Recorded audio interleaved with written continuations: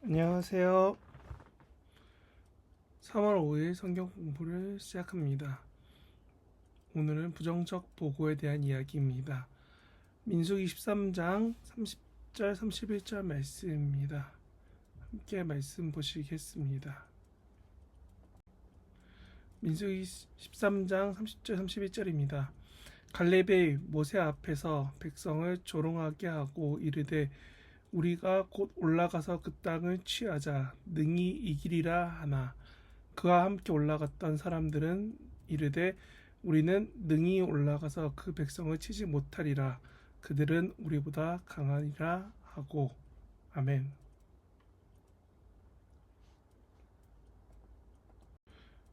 우리의 기억은 민수기 13장에 나오는 정탐감 중에 2명 하나님의 마음과 뜻을 전한 여호수아 갈렙에 집중하여 설교를 듣고 기억하며 살아왔습니다.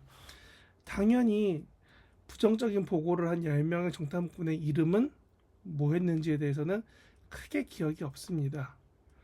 왜냐하면 그들은 믿음이 없는 사람들로 여기며 살아왔거든요.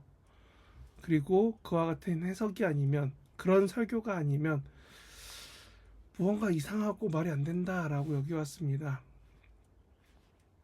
이는 왼손잡이는 무조건 나쁘다 혹은 부정하다라고 말하는 사람들의 선입견과 사실 비슷한 맥락이 있습니다. 그러면 그 10명의 관점은 정말 문제 있는 걸까요? 오늘은 그 10명의 관점에서 한번 민수기 정탐 이야기를 한번 돌아보기 바랍니다. 나름 각 지파에서 대단한 사람으로 추천되어서 뽑힌 엘리트인 12명, 적게는 몇만 중에 한 명, 혹은 많게는 몇십만 중에 한 명이 된 사람들입니다. 그 사람들은 적진에, 지금 들어가려는 그 가나안 적진에 침투조가 되어서 조용히 은밀히 그 땅에 들어갑니다. 그런데 들어가 보니 완전 별천지 같은 말이 안 되는 도시와 농산물을 만납니다. 생각해 보십시오. 몇 해 전 드라마 나왔던 사랑의 불시착을 보면은 남한 사람이 북한에 내려간다면 혹은 북한 사람이 남한에 내려온다면 우리는 바로 알 수밖에 없다는 것을 보았습니다. 아니, 외국인이 오랫동안 한국에서 동화되지 않는 이상 외국인은 외국인입니다. 외모부터 말투까지 모든 게요.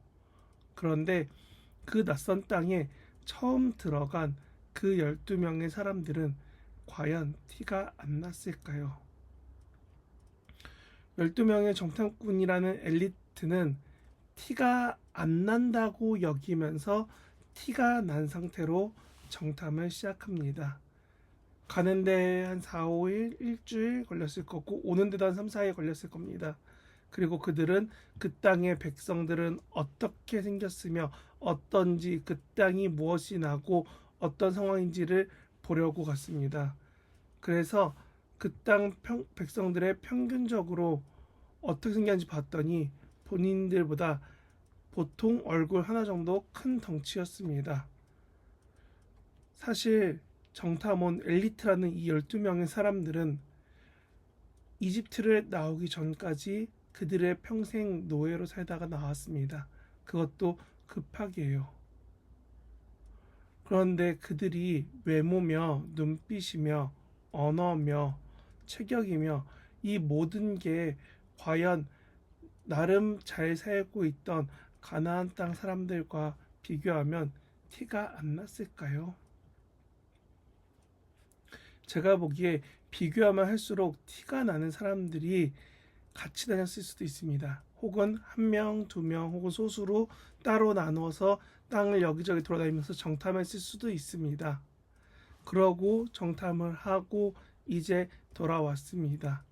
그들이 떠난 지 40일 만이었죠. 그러면 이렇게 정탐하고 온 그들의 언어에는 과연 긍정적인 평가가 얼마나 들어갈 수 있을까요? 북한만 봐도 우리 K드라마가 들어가면서 남한에 대한 부정적인 인식을 심어줄 수 없다고 합니다. 아니, 너무 어려워서 드라마 본 사람들을 무조건 죽이려고 한답니다.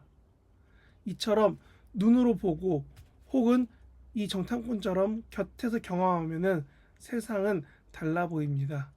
그래서 그런지 새로운 일을 하기 전에는 그 일을 경험해 보라고 합니다.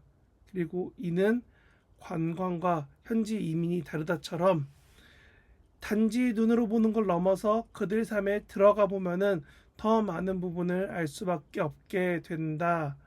라는 말들을 우리는 듣고 알고 생각하고 있습니다. 그러면 우리는 이렇게 알게 되면 될수록 더 새로운 것, 더 많은 것을 알 수밖에 없다는 건 우리도 당연히 아는 진실이지요. 어쩌면 이 10명의 정탐꾼의 보고는 이길 수 없다는 그 부정적인 보고는 사실 매우 적절한 보고라고 할 수 있습니다. 지금 이스라엘 사람들, 아니 애굽을 나온 지 이제 2년 차가 된 사람들은 전직 노예입니다. 몸이 좋을 만큼 영양을 고루 먹은 것 아닙니다. 그리고 요 1년, 많게는 2년 차인 이 광야 생활에서 먹은 것은 만나와 메추라기입니다.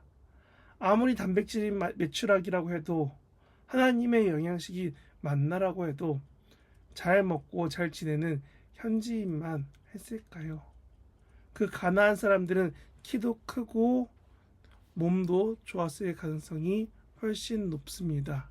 왜냐하면 이들은 지금 이 광야에 나온 출애굽한 백성들은 사실 노예였기 때문에 전투훈련도 받지 못했습니다. 그리고 몸도 전투를 위한 복장도 옷도 체격도 아니었습니다. 일단 체격과 전투력이 당연히 꿀릴 수밖에 없는 상황입니다. 당시 이 모세가 움직일 때 이 당시에 군인들은 기계화된 군인들이 아닙니다. 단 몸의 능력으로만 싸울 수 있는 피지컬, 보통 체격과 근력이 곧 전투력인 사람들입니다. 그리고 전투훈련도 꾸준히 받지 않은 노예 출신이기에 이들이 들고 갈 수 있는 거는 아마도 석기로 된 농기구들이 대부분이었을 가능성이 매우 높습니다. 과연 청동기 시대에 무슨 수로 이 밖에 막 나온 이 출애굽한 사람들이 이집트한 사람들이 어떻게 군인들과 싸워서 이길 수가 있을까요? 그리고 전투력뿐만이 아니라 경제력을 봐도 그렇습니다.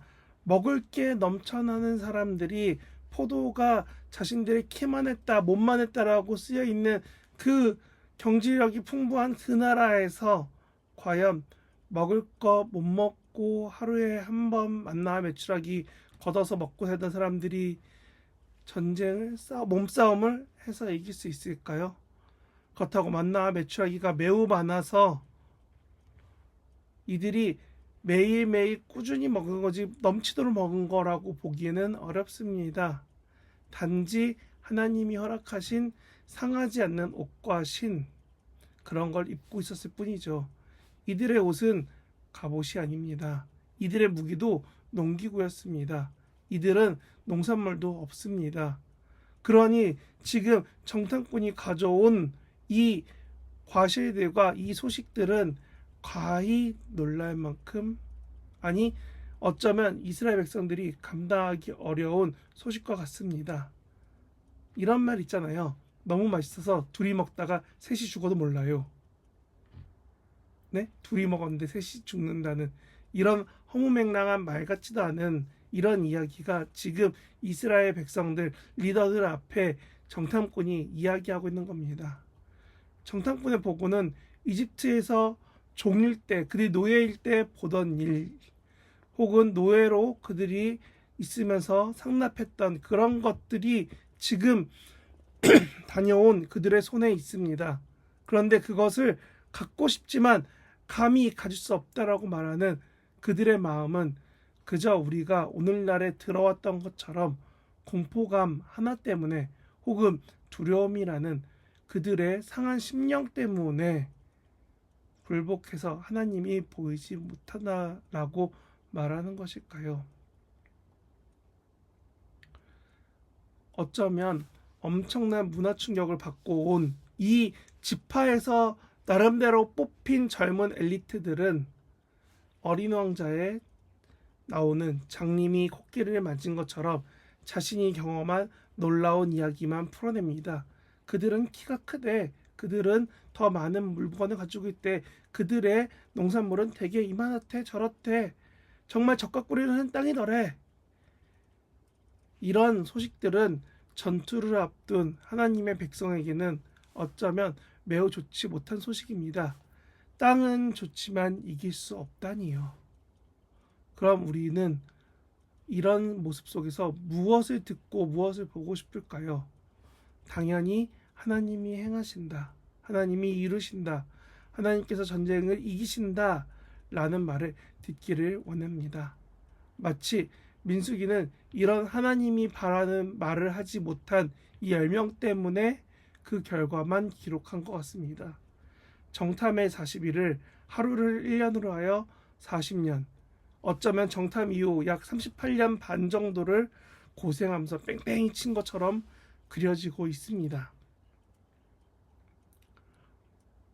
우리도 기도할 때 혹은 무언가를 준비할 때 예수님이 망대를 지을 때, 전쟁을 할 때 미리 확인하지 않느냐 하셨던 그 비유처럼 미리 예측하고 준비를 합니다. 그리고 요즘 말로 말하는 T의 평가, 이성적인 평가를 칼같이 하곤 합니다. 그런데 오늘 본문을 보면 솔직히 이런 사람들이 대부분일 것 같아요. 나는 T와 같은 평가를 하지만 나는 저 10명과는 달라. 부정적인 보고를 한 저 사람들과 나는 다르다라고 생각합니다. 특히 매년 정책을 준비하거나 재정을 집행함에 있어서 이와 같이 칼같이 행해야지만 좋다라고 여기는 사람들도 꽤나 많이 있습니다. 왜냐하면 사회에서는 그렇게 해야지 살아남을 수 있다라고 말하거든요. 그래서 그런 평가를 하는 게 익숙해지고 이런 부정적으로 바라보는 혹은 칼같은 평가를 하는 최첨단은 바로 다른 이들을 평가할 때입니다. 분명 부정적인 보고가 문맥상 하나님의 인도하심상 안 좋은 건 맞습니다. 하지만 우리는 오늘을 살면서 타인에 대하여 다른 일들을 평가할 때, 타인에 대하여 기도할, 타인의 그 삶에 대해서, 타인의 신앙에 대해서 평가할 때 어떠십니까? 정말 형제 사랑에 관하여서는 너희에게 할 말이 없다 라고 칭찬들은 데살로니가 교회 같습니까? 아니면 서로가 너무 상처 주어서 이젠 그 상처조차 느껴지지 않는 굳은 살이 턱턱하게 배긴 그런 마음을 가진 상태로 삶을 살아가고 있는 건 아닙니까? 분명 이성적인 판단과 이해와 분석은 필요합니다. 그래서 우리는 너무나 자연스럽게 이 10명과 같은 분석을 가지고 교회에 나와 이야기합니다. 누구는 이렇대, 누구의 신앙은 저렇대, 누구의 삶은 이렇대 저렇대. 우리는 간혹 혹은 종종 자신에 대하여는 관대하고 타인에 대하여서는 나리선 비판을 하곤 합니다. 그럼 우리는 그와 같은 판단에서 사실 자유롭습니까? 나도 판단하고 남도 나를 판단하는데 결국은 우리는 서로가 서로의 판단 안에 묶여 있게 됩니다. 그럴 때에 우리도 민수기 23장을 생각하면서 돌아보기 바랍니다. 하나님은 날이 선 비판이 아니라 하나님의 사랑이 우리 안에 넘치기를 원하셨습니다. 단지 우리가 하나님의 사랑이 조금 적게 부족하게 서로를 지금 사랑하고 있는 것은 아닐까요? 강팍해져서 너가 이익이 남아야지만 무언가 이득이 되어야지만 살아가야 된다라고 말하는 세상에서 너무나 지치게 살아온 우리, 하루하루 숨쉬기 힘들어서 너무나 헐떡이며 어렵게 살아온 우리의 삶이 어쩌면 우리를 다시금 단단하게 굳어버린 마음으로 만들었을지는 모릅니다. 그래서 우리는 우리 자신에게 다시금 물을 수 있는 성도가 되어야 됩니다. 나는 타인을 사랑하십니까? 아니, 나는 내 형제된 교회 성도를 정말 사랑하십니까? 나는 하나님 앞에서 부정적인 보고라는 10명과는 다르게 하나님을 정말 사랑한다, 교회를 정말 사랑한다 말할 수 있을까요?